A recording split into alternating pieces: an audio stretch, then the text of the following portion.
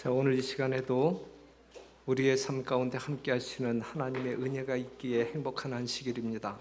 여러분 모두 만끽하시는 귀한 날 되기를 간절히 바랍니다. 아름다운 찬양으로 우리 하나님께 정말 영광을 돌리시고 우리의 마음을 준비시켜 주셔서 너무너무 감사합니다. 지난 안식일, 이후 초청 안식일, 행복한 안식일이었습니다. 하나님의 은혜를 우리는 보았고 또한 여러분의 열정과 충정을 저는 확인했습니다. 그리고 늦은 빛 300의 공능 비전이 곧 이루어질 것이라고 하는 희망적인 기대감을 갖게 되었습니다. 오늘 이 시간은 상당히 휑하죠. 지난 안식일엔 손님들이 있어서 이 휑한 마음, 어제 저녁에 이야기한 여러분들 심령 가운데 가난한 마음으로 자리 잡게 되기를 바라고, 그래서 이 휑한 자리가 여러분들의 어떤 전도적인 열정으로 말미암아 영혼들로 채워지게 되기를 간절히 바랍니다. 그래서 다음 주 목요일부터 저희들은 후반기 전도회를 이제 운영하게 될 터인데, 다음 목요일, 금요일 안식일에는 그냥 이제 막 이렇게 모시고 오는 것이 아니라 여러분들이 진짜 귀하게 여기는 진짜 VIP 중에서 VIP, 이 영혼을 진짜 하늘로 꼭 인도해야 되겠다, 우리 예수님을 꼭 소개해야 되겠다, 이렇게 귀하게 여기는 영혼들을 모시고 오셔서 예수님을 우리가 마음껏 소개하고 그들 심령 가운데 이 영적인 갈급함을 채워줄 수 있는 아주 거룩한 그리고 능력 있는 기간이 되기를 간절히 바랍니다. 여러분들은 그 일을 위하여 하나님께로부터 택함을 받은 사람들이고, 우리는 그것보다 더 중요한 일이 이 세상에 존재하지 아니함을 기억하시며 충성을 다하는 여러분과 제가 되기를 간절히 바랍니다. 오늘 이 시간에는 내가 여호와의 집에 영원히 거하리로다, 여러분들의 어떤 그 기도가 되는 이 말씀을 시편 23편을 통하여 좀 살펴보도록 하겠습니다. 일단 시편 23편 1절에 있는 말씀을 보게 되면 여호와는 나의 목자시니 내가 부족함이 없으리로다 그랬어요. 여호와는 나의 목자시니, 성경에 등장하는 최초의 동물이 무엇일까요? 양입니다. 양입니다. 시편 23편을 기록한 사람은 누구? 다윗입니다. 그런데 다윗은 실제적으로 양치는 목자였고, 그렇기 때문에 그는 양에 대하여 가장 잘 아는 박사 중에 박사였고, 그 다음에 목자의 심령이 어떠한 것인지 경험적으로 아는 사람이었어요.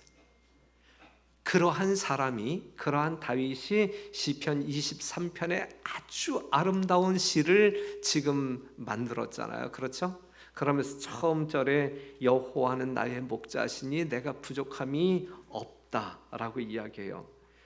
이 1절의 말씀을 보게 되면 여러분들이 느끼실 때 어떻게 느끼시나요? 목자였던 다윗이, 그리고 양에 대하여 잘 아는 다윗이 기록한 식구 중에 첫 절이거든요. 여호와는 나의 목자다, 그렇기 때문에 내가 부족함이 없다. 이 식기를 읽으면서 어떠한 것을 느낄 수 있나요?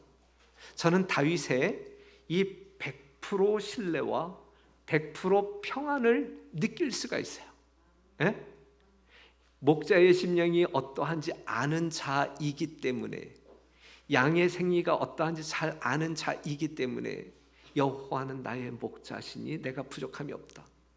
정말 이 다윗의 100% 신뢰, 그리하여 찾아오는 100%의 평안함을 만끽할 수 있는 성경절이 바로 이 절이라 생각합니다. 양은 목자의 인도 없이 스스로 올바른 방향으로 진행할 수 없어요. 들에 놓아두면 집을 스스로 찾아올 수 없는 동물이 양입니다. 공격 능력도 없고 방어 능력도 없는 동물이 양이에요. 그렇기 때문에 양은 전적으로 누구를 의지하지 아니하면, 목자를 의지하지 아니하면 그의 생명을 유지할 수 없어요.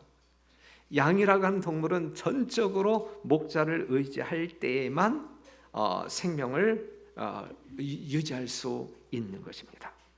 그런데 이사야 53장 6절에 있는 말씀을 보면 우리는 여러분은 다 뭐 같아서, 양 같아서, 우리는 양으로 묘사되고 다 양 같아서 그릇 행하여 각기 제 길로 갔거늘 그랬거든요. 예?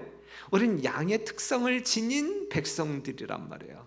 목자 없이는 결코 살 수 없는 존재들이란 말이에요. 그렇기 때문에 목자 없는 양들은 제각기 가는 거예요. 그게 생명의 길인지 사망의 길인지 모르고 그냥 흩어져 가는 거예요. 예? 자기 집이 어딘지도 모르고 그냥 방황하고 있는 거예요. 우리는 다 양 같아서 그릇 행하며 각기 제 길로 가는 사람들이란 말이죠. 그런데 요한복음 10장 11절에서 예수님은 이렇게 이야기하죠. 나는 선한 목자라. 나는 여러분의 선한 목자라. 예수님이 그렇게 말씀하고 있어요. 각기 제 길로 생명을 찾지 못하고 헤매이는 그러한 양들을 향하여 나는 선한 목자라. 누가 이야기했어요? 예수님이 이야기하고 있어요.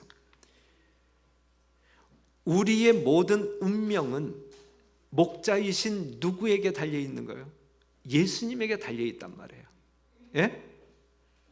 모든 양된 우리들의 운명은 목자이신 예수님에게 달려 있단 말이에요.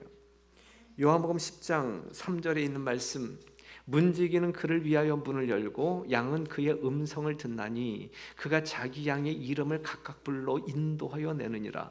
자기 양을 다 내어 놓은 후에 앞서가면 양들이 그의 음성을 아는 고로 따라오되 타인의 음성은 알지 못하는 고로 타인을 따르지 아니하고 도리어 도망하느니라 그랬거든요. 여기 있는 말씀을 보게 되면 목자 되신 우리 예수님은 우리를 개별적으로 알아요. 집단적으로 아는 것이 아니라 개별적으로 알아요. 개별적으로. 그렇죠? 예. 하나님께서는 마치 이 세상에 나 하나밖에 존재하지 않는 것처럼 우리에 대하여 알고 관심을 가지고 지켜 보호하신다 라고 하는 말씀이 성경 가운데 녹아 있는 것입니다.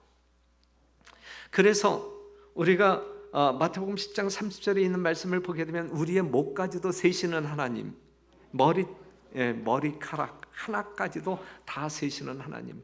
그런데 이렇게 우리를 돌보시는 우리의 목자장 예수님이 계심에도 불구하고 우리가 그걸 감각적으로 피부적으로 느끼고 살아요? 그런데 그걸 우리가 피부적으로 감각적으로 느끼면서 신앙하는 것이 이게 현실적인 신앙 아니겠어요?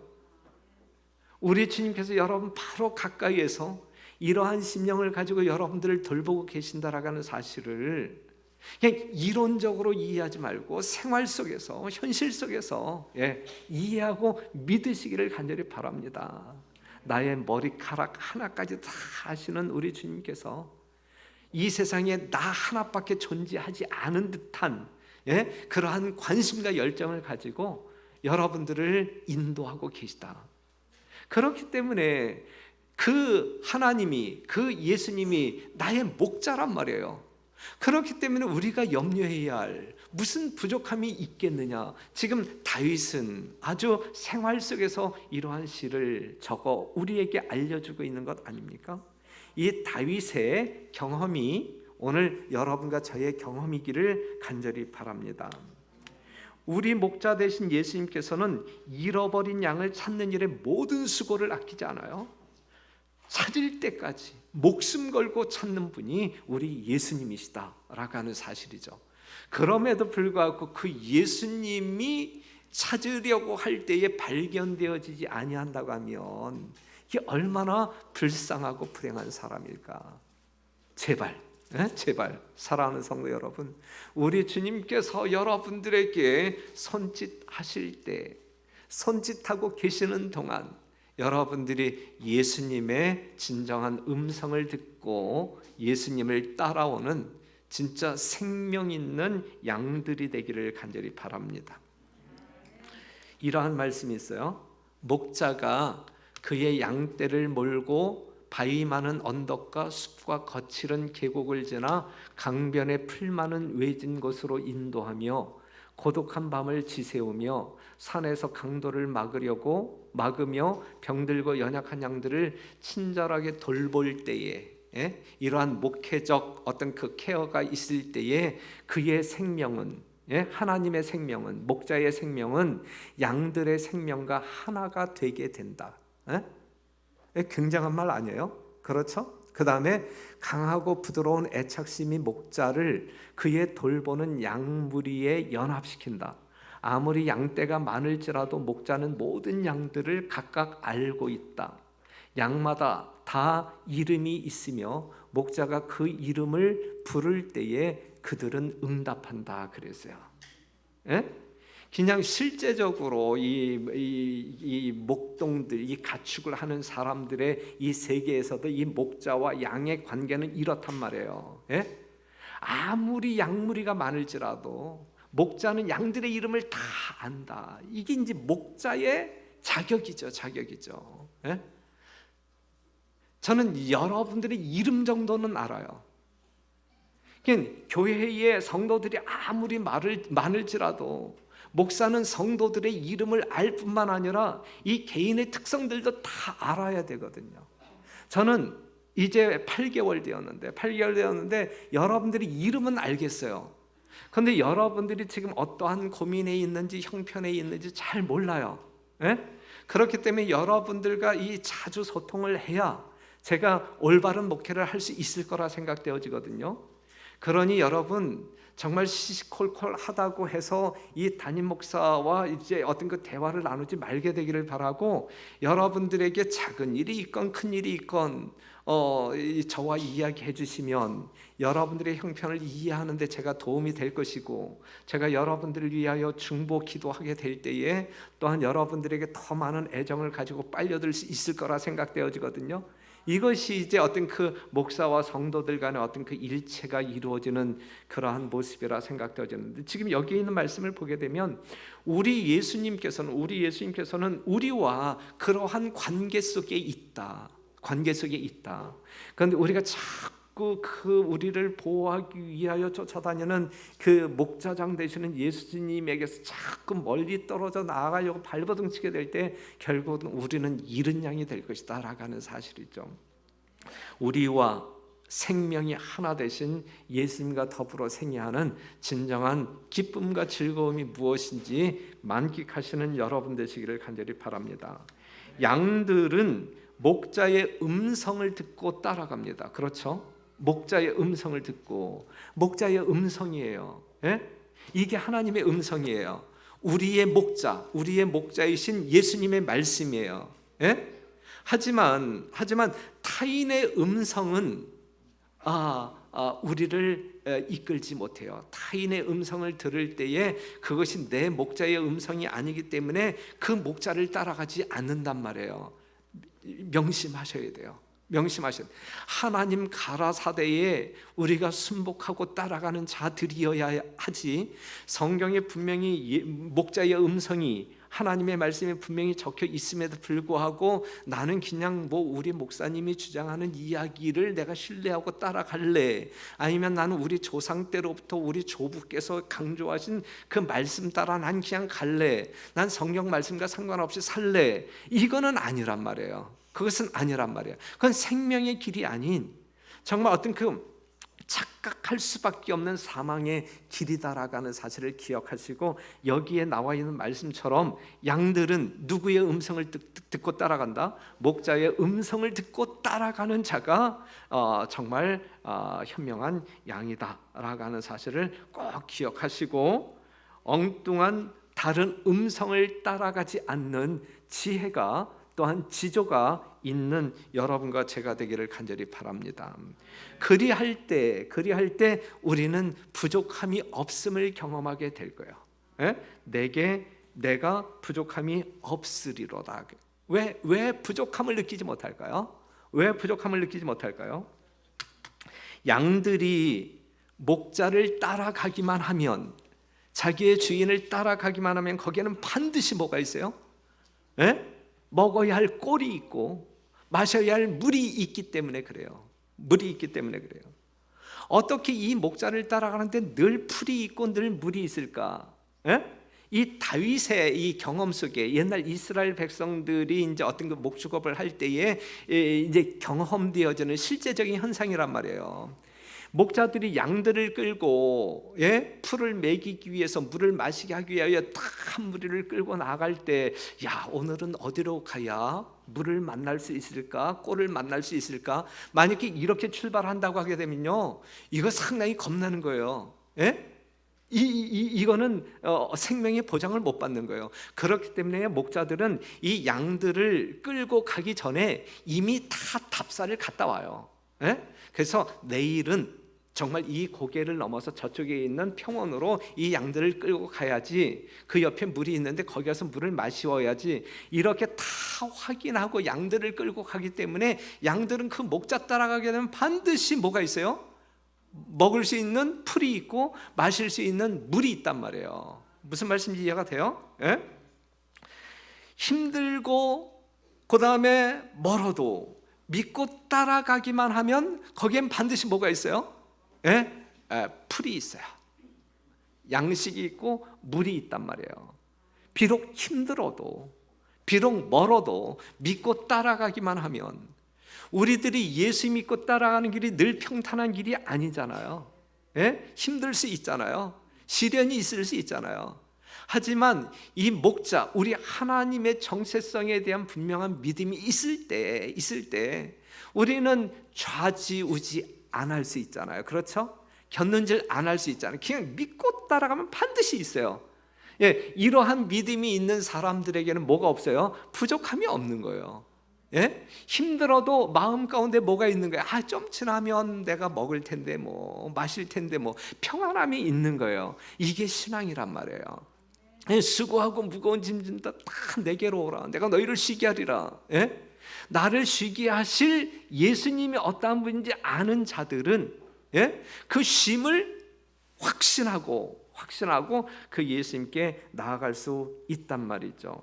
마태복음 6장 32절에 너희 천부께서 이 모든 것이 너희에게 있어야 할 줄을 아시느니라 그랬어요. 여러분들에게 무엇이 필요한지 아시는 분이란 말이에요. 우리의 목자는 공중의 새를 보라, 심지도 않고 거두지도 않고 창고에 모아 들이지도 아니하되 너희 천부께서 기르시나니 너희는 이것들보다 귀하지 아니하냐 그랬잖아요. 그렇죠? 출애굽기 16장에 있는 말씀을 보게 되면 이스라엘 백성들에게 이제 만나를 내렸을 때 거둔 자도 남음이 없고 적게 거둔 자도 부족함이 없이 각기 식량대로 거두었더라 그랬거든요.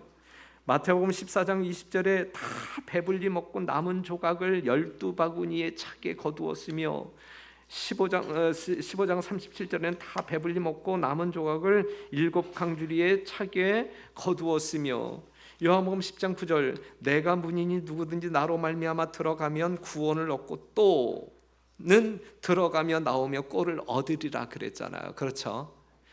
우리의 목자 되신 예수님께서 하시는 일이거든요. 부족함이 있어요, 없어요? 우리가 예수님을 따라갈 때 부족함을 경험할까요? 부족함이 없단 말이에요. 믿음이 없을 때는 불안하지요. 그렇죠? 믿음이 없을 땐 가는 도중에 뭔가 목마름을 경험하고 배고픔을 경험하면서 하나님께 투정하겠죠. 하지만 믿음을 가지고 따라갈 때 반드시 우리는 뭘 경험한다?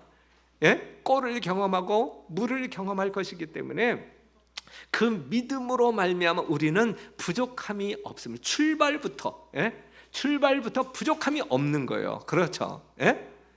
이러한 믿음으로 생애하시는 여러분과 제가 되기를 간절히 바랍니다. 그래서 여러분들이 좋아하는 신명기 28장에 있는 말씀도 이렇잖아요. 내 광주리와 떡반죽 그릇이 복을 받을 것이며 내가 들어와도 복을 받고 나가도 복을 받을 것이니라 그랬어요. 그러면서 우리 주님께서 이렇게 확인해요. 주께서 40년 동안 너희를 인도하여 광야를 통행케 하셨거니와 너희 몸에 옷이 날지 아니하였고 너희 발에 신이 헤어지지 아니하였으며 그랬잖아요. 그렇죠? 부족함이 없는 백성들의 삶을 살았단 말이에요. 이스라엘 백성들이 40년 동안 그 광야를, 그 어려운 험난한 광야를 빙빙빙빙 돌았음에도 불구하고 그들은 옷이 헤어지지 아니하였고 신발이 헤어지지 아니하였고 부족함을 전혀 느끼지 못했단 말이죠. 그렇죠? 우리가 지금 광야의 삶을 살아가고 있잖아요. 하늘 가나안을 향하여 여행하고 있는 백성들이잖아요. 우리 앞서가시는 분이 누군데? 모세가 아닌 예수님인데, 그렇죠? 예. 그런데 우리가 무엇을 불안해하며 부족함을 느끼며 사시겠습니까? 사랑하는 성도 여러분, 한번 외워보세요. 여호와는 나의 목자시니 내게 부족함이 없으리로다. 이것이 다윗의 100% 신뢰이고 100% 평안이었거든요. 오늘 우리가 누려야 할 어떤 그 신앙적인 삶 가운데서 이것이 경험되어져야 되는 것이거든요. 여러분, 믿음으로 경험하게 되시기를 간절히 바랍니다. 누가복음 22장 35절에 저에게 이르시되 내가 너희를 전대와 주머니와 신도 없이 보내었을 때에 부족한 것이 있더냐 가로되 없었나이다 그랬거든요. 예수님을 따라다니는 모든 사람들에게 부족함이 있었느냐 한번 물어봐요. 있다고 대답해요? 없다고 대답해요? 여러분들이 저에게 물어보세요. 부족함이 있어요? 없어요? 물어보세요. 내가 뭐라고 대답할 것 같아요? 제가 전도사 시절부터 지금까지 부족함을 전혀 못 느끼고 사는 사람이에요. 예? 여러분들이 알다시피 이것까지 이야기해야 되나? 이 목회자들의 이 페이가 최저 임금 수준이죠. 그 연차가 꽤 있음에도 불구하고 제 아들보다 훨씬 적어요. 제 월급이. 그럼에도 불구하고 제가 부족함이 있어요? 없어요? 없잖아요. 여러분들이 입고 있는 옷보다 내가 더 좋은 옷을 입었어. 그렇죠? 여러분들 식탁이 어떤지 모르지만 우리 집에 와 보시는 분들이 아시겠지만 우리 식탁이 진짜 뭐 청와대에 있는 그 사람들보다 더 세게 먹고 있는 부족함이 전혀 없어요. 우리 목자장 되신 예수 그리스도를 따라가는 자들의 심령 가운데 부족함이 없어야 돼. 예? 그렇죠? 진짜 이 목자이신 예수님에 대하여 정확히 이해하는 사람들은, 그리고 분명하게 신뢰하는 사람들은 이 부족함을 느끼지 않는단 말이에요. 실제적으로 그렇단 말이에요. 목자를 따라가는 양은 반드시 무엇을 만난다? 푸른 초장을 만난다. 흔들림이 없게 되기를 바라요. 그런데 어떠한 양이 그래요? 어떠한 양이 목자를 따라가는 양. 목자가 어디로 인도하든지, 예수님이 어디로 인도하든지 따라가는 양들은 부족함을 경험하지 않는단 말이죠. 공중의 새를 보라 그랬어요. 그렇죠? 공중의 새를 보라. 하나님이 인도하시는 대로 날고 있는 새를 보라 그랬거든요. 그렇죠? 가만히 나무에 앉아 있는 새를 보고 나도 그냥 가만히 앉아 있어야지. 그러다가는 뭐해요? 굶어 죽어요. 예? 공중에 나는 새를 보아야 돼. 하나님께서 인도하는 곳으로 따라다니는 새들을 보아야지. 그냥 가만히 나무에 앉아 있는 새를 보았을 때 저 새처럼 내가 살면 되고 가만히 앉아 있으면 굶어 죽어요. 여러분, 굶어 죽어요. 예? 하나님이 보라고 하는 그 새를 보아야 돼. 예? 하나님이 보라고 하는 그 새를 보아야 돼. 예. 여호와는 나의 목자시니 이 믿음을 소유한 사람은 내가 부족함이 없으리라, 이렇게 말하면서 만족스러운 미래를 기대할 수 있는 거야. 그들은 결코 내일 일을 염려하지 않아요. 여호와는 나의 목자라고 믿음으로 신뢰하는 사람들은 내일 일을 뭐 하지 않아요? 염려하지 않아요. 분명히 하나님께서 나를 푸른 초장으로 인도하실 것이기 때문에 그렇습니다. 그 다음에 있는 말씀을 보게 되면 내 영혼을 소생시키시고 자기 이름을 위하여 의의 길로 인도하시는도다 그랬어요. 배불리 먹고 마시며 쉴 때 지친 몸은 다시 활력을 얻어요. 그렇죠? 활력을 얻어요. 또 목자를 따라가는 길을 따르게 됩니다. 자, 여기서 내 영혼을 소생시키시고 그랬어요. 내 영혼을 소생시키시고. 선한 목자 예수님은 우리를 소생시키기 위하여 꼴과 풀과 물을 주어 먹게 합니다. 그렇죠? 예. 그 말이 무슨 말이냐면 요한복음 6장 55절 내 살은 참된 양식이요 내 피는 참된 음료로다 그랬어요. 예? 여러분들의 목자 예수님이 여러분들을 살리시기 위하여 소생시키기 위하여 제공하는 풀이 뭐냐, 먹이가 뭐냐, 음료가 뭐냐라고 이야기할 때 성경에서 말하고 있는 참 음식과 참된 양식과 참된 음료는 예수님이 십자가에 달리심으로 말미암아 갈기갈기 찢어진 그 살과 피란 말이에요. 예수님의 희생, 예수님의 공로를 믿음으로 받아들일 때 우리는 영적인 사망 가운데에서 생명력을 얻어 거듭나게 되는 것이거든요. 사망 가운데 있는 내가 생명을 얻어 하나님의 자녀가 되는 것이거든요. 이 방법 말고 있어요, 없어요? 다른 방법 전혀 없어요. 다른 방법이 전혀 없어요. 우리가 먹을 참된 양식이 있는데 그게 뭐라고요? 예? 우리가 마셔야 할 참된 음료가 있는데 그게 뭐라고요? 예? 예수님의 죽으심을 믿음으로 받아들이는 거예요. 왜 예수님이 죽었을까? 천치 바보였기 때문에 죽었을까? 왜 나를 위하여 죽으셨을까? 야, 이것을 정말 사랑으로 어떻게 표현할 수 있을까? 내가 어떻게 말로 형언할 수 있을까?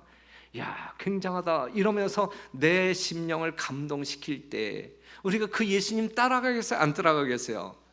그러한 사랑의 감동이 없을 때 그 예수님을 따라가겠어요? 안 따라가겠어요? 안 따라가죠. 예? 예수님의 희생이 무엇인지, 예수님이 나를 얼마만큼 귀하게 여기고 사랑하는지 우리가 깨닫게 될 때 그 마음이 그 사랑으로 감각되어 내 마음이 움직일 때 내 손과 발이 움직이나요? 안 움직이나요? 마음이 움직이지 아니하고 이 손과 발을 움직이게 하려면 무진장 힘들어요. 하지만 마음이 움직이는 사람들은 움직이려고 하지 않아도 저절로 움직여요. 그렇죠? 우리들의 신앙은 이런 자유를 만끽하면서 누려야 할 신앙이거든요. 거기에 기쁨이 있는 것이고 평안이 있는 것이고, 그래서 예수님의 죽으심을, 그것이 나와 어떠한 관계가 있는지 분명하게 깨닫는 사람들은 예수님을 따라가게 돼 있어요. 저절로 따라가게 돼 있어요. 저절로. 그게 진짜 신앙입니다. 그래서 의의 길로 인도하시는도다 그랬어요. 그런데 자기 이름을 위하여, 자기 이름을 위하여. 그러니까 우리 주님께서는, 우리 하나님께서는요, 여호와께서는 말이에요, 여러분들의 하나님 여호와께서는 자기의 이름을 걸고 자기의 명예를 걸고 여러분들을 이끄신다니까요. 예? 여러분들을 의의 길로 이끌기 위하여 우리 하나님은 자기의 명예를 다 걸었거든요. 자기의 이름을 다 걸었거든요. 예? 요즘 정치판에서 넌 뭘 걸래? 난 이거 걸 건데 넌 뭘 걸래? 그러는데 우리 하나님은 여러분들을 살리기 위하여 하나님의 이름을 걸었거든요. 하나님의 이름을. 그럼에도 불구하고 수많은 사람들이 그 하나님을 모르기 때문에 여전히 사망 가운데 있어요. 우리는 그들을 향하여 애통하는 마음을 가져야 되는 것입니다. 참된 양식, 참된 음료인 예수님의 희생의 공로를 믿음으로 받아들이는 사람들은 소생합니다. 영생합니다. 영생. 새 생명으로 소생하고, 소생한 사람들이 가야 할 길이 어느 길이에요? 소생한, 거듭난 사람들이 가야 할 길이 어느 길이에요? 그게 의의 길이라. 그게 의의 길. 그 길로 인도하신단 말이에요. 그 길로. 요한복음 14장 6절에 있는 말씀을 보게 되면 예수께서 가라사대 내가 곧 길이요 진리요 생명이니 나로 말미암지 않고는 아버지께로 올 자가 없느니라. 이 길 말고는 없는 것이거든요. 이 길 말고는 창조주 하나님께로 돌아갈 수 있는 길이 없는 것이거든요. 이 길 말고는 사망 가운데 있는 사람들이 생명으로 가는 길이 없는 것이거든요. 오직 외길이에요. 오직 외길이에요. 우리는 이 길로 가야 된단 말이에요. 우리 주님께서는, 우리의 목자 되신 예수님께서는 우리를 이 길로 인도하시겠다라고 말씀하고 있는 것이거든요. 거긴 생명의 길이기 때문에 그래요.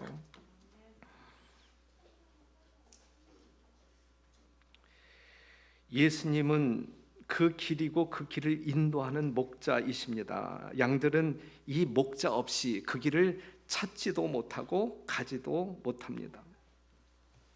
그래서 다시 한번 보면 이사야 53장 6절, 우리는 다 양 같아서 그릇 행하며 각기 제 길로 갔거늘.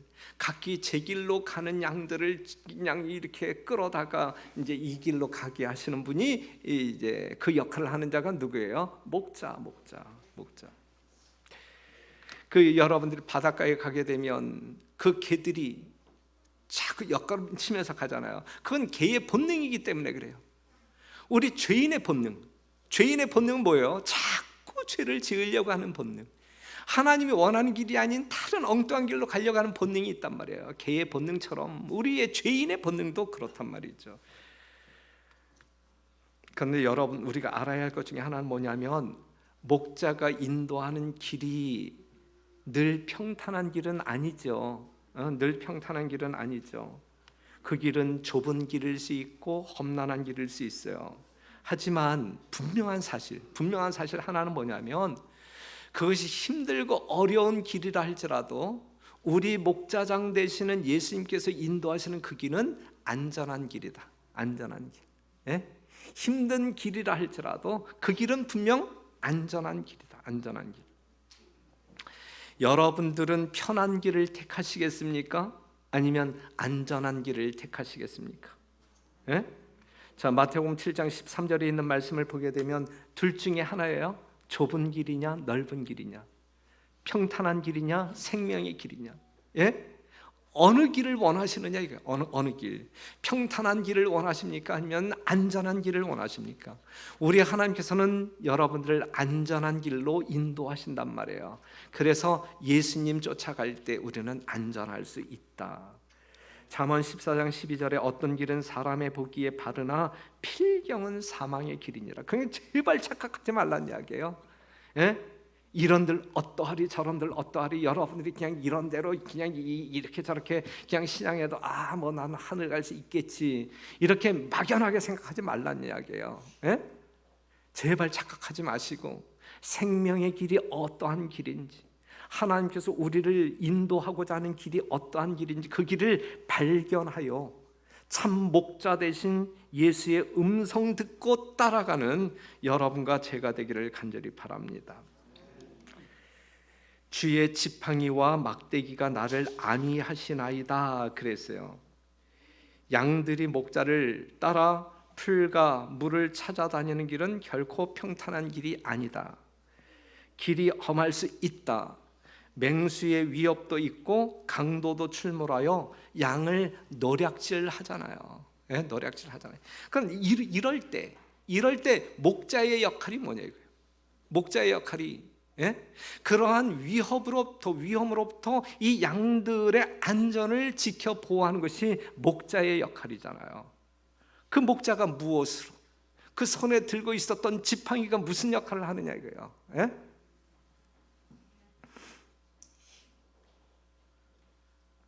그래서 시편 23편 4절, 내가 사망의 음침한 골짜기로 다닐지라도 해를 두려워하지 않을 것은 주께서 나와 함께 하심이라. 주의 지팡이와 막대기가 나를 안위하시나이다. 요거 다윗의 경험이에요. 그렇죠? 예? 다윗은 험난한 길을 걸었나요? 험난한 길을 걸었잖아요. 다윗은 사울에게 쫓겨다녔어요. 쫓기다가 이 길이 안전한 길이다 싶었고 그 나라의 어떤 그 왕의 도움을 구하고 이제 안주했을 때에 그 왕이 또 돌변하여 이 다윗을 또 죽이려고 하잖아요. 그렇죠? 예. 그래서 마치 미친 사람처럼 쇼도 해야 됐고, 생명을 부지하기 위해서 아들이 죽이려고 하자 맨발로 도망쳤던 다윗 아닙니까? 이 사망의 음침한 골짜기를 아주 깊숙한 사망의 골짜기를 걸었던 다윗 아닙니까? 그런데 그 다윗이 지금 뭐라고 시를 적는 거예요? 내가 사망의 음침한 골짜기를 걷는다 할지라도 내가 두려워하지 않을 것은 우리 하나님이, 목자 대신 우리 하나님이 나를 지켜 보호하십니다. 뭘로? 지팡이로. 목자를 따르는 양들은 결코 두려워하지 않습니다. 이 죄의 세상을 살아가는 하나님의 백성들의 여정도 마찬가지예요. 험난한 길이 예고되어 있잖아요. 지금 경험하고 있잖아요, 여러분. 앞으로 어떤 일이 일어날지 몰라요. 여러분들이 가는 길이 결코 평탄한 길이 아니에요. 특별히 하나님의 거룩한 진리의 백성들이 가는 길은 환난의 길이에요. 예언되어 있잖아요. 그렇죠? 환난의 길이거든요. 그럼에도 불구하고 그 길은 안전한 길이고 영생의 길이고 하늘이 보장된 길이다. 우린 그렇기 때문에 따라간단 말이에요. 그렇기 때문에 그 예수님의 말씀 따라 간단 말이죠. 우리의 목자는 능치 못하심이 없다. 우리의 목자는 죽기까지 우리를 지켜 보호하신다. 여기에 대한 신뢰가 있어야 돼요. 여기에 대한 신뢰가 있어야 돼요. 그분은 목숨 걸고 우리를 지키시고 인도하신다. 우리의 생명은 그분 안에서만 안전하다. 그렇죠? 맞습니까? 틀립니까? 분명히 그렇잖아요. 그래서 이사야 41장 10절에 있는 말씀을 보면 두려워 말라. 내가 너와 함께 함이니라. 내가 세상 끝날까지 너와 함께 하리라 그랬어요. 어제 저녁에도 이야기했지만 우리들에게 가장 큰 격려는, 하나님을 믿는 사람들에게 가장 큰 격려의 말이 있다고 하면 성경 가운데서 여러분들이 찾을 때 어느 말이 가장 격려가 될까요? 집사님에게 어떤 말씀이 가장 큰 격려가 될까요? 이러한 말씀을 찾으면 가장 큰 격려의 말씀은 하나님이 나와 함께 하신다라고 하는 약속이에요. 세상 끝날까지 나와 함께 하신다라고 하는 약속이에요. 능치 못하심이 없는 하나님이 나와 함께 하신다. 나를 사랑하시고 지켜 보호하신다. 이 말씀보다 더 격려가 되는 이야기가 있나요? 없잖아요. 그런데 이 약속을 분명히 지키시는 하나님이시거든요. 그렇기 때문에 여러분 전부를 그분에게 내어 던져 맡겨버려라 이거죠. 이게 믿음 아니겠어요? 이것이 여러분들이 진짜 이 어려운 세상에서 쉼을 경험할 수 있는 그러한 신앙이 될 것입니다. 목자가 지니고 다니는 도구는 물매가 있고 지팡이가 있어요. 멀리서 이렇게 어떤 그 침공해 오는 그러한 어떤 그 짐승이라든지 원수가 있을 때 물맷돌 던져갖고 그냥 쳐버리고, 그 다음에 가까이서 공격하는 그러한 맹수가 있을 때 지팡이로 후려치고, 그렇죠. 그 다음에 이 양들 중에서 이 길 밖으로 이탈하려고 하는 사람 이 지팡이 갈고리를 끌어당겨서 야야야 이쪽으로 와 이렇게 하는 것이 이제 지팡이 아니겠습니까? 그래서 목동의 지팡이가 양들을 안전하게 지키듯이 또 모세의 지팡이가 이스라엘 백성들을 안전하게 가나안 땅으로 인도하듯이 이 여호와, 우리의 목자 되신 여호와의 지팡이가 여러분들의 삶을 가장 안전하게 인도하실 것입니다. 그래서 사무엘상 17장 47절에 있는 말씀을 보게 되면 여호와의 구원하심이 칼과 창에 있지 아니함을 이 무리로 알게 하리라. 전쟁은 여호와께 속한 것인즉 그가 너희를 우리 손에 붙이시리라. 출애굽기 14장 14절에 있는 말씀, 여호와께서 너희를 위하여 싸우시리니 너희는 가만히 있을지어다 그랬거든요. 우리를 대신해서 싸우시는, 우리의 적을 물리치시는, 우리의 모든 위험을, 우리의 모든 문제를 해결하시는 주님께서 대신해 주시겠다 그러는데 하지도 못할 여러분들이 아니에요, 하나님 빠지세요, 내가 할게요, 이렇게 제발 미련 떨지 마세요. 정말 지혜롭게 하나님께 맡겨버리고 하나님의 뜻에 우리가 순종하는 삶을 살았으면 좋겠습니다. 시편 23편 5절 6절에 있는 말씀 보면 주께서 내 원수의 목전에서 내게 상을 베푸시고 기름으로 내 머리에 바르셨으니 내 잔이 넘치나이다. 원수들이 지켜보는 가운데 야 건드리지 마, 얘 건드리지 마, 얘는 내 거야, 내 거야. 그러면서 하나님께서 그에게 이제 상을 베푸시고, 인치잖아요. 건드리지 마, 어느 누구도 건드리지 마, 이렇게 딱 보장하잖아요. 그랬을 때에 다윗이 나의 평생에 선하심과 인자하심이 정녕 나를 따르리니 얼마나 큰 신뢰의 믿음이에요. 그렇죠? 예, 평생에 나의 평생에 우리 하나님이 결코 나를 배반하지 아니하고 예, 인자하심과 선하심이 나를 따르리니 따르리.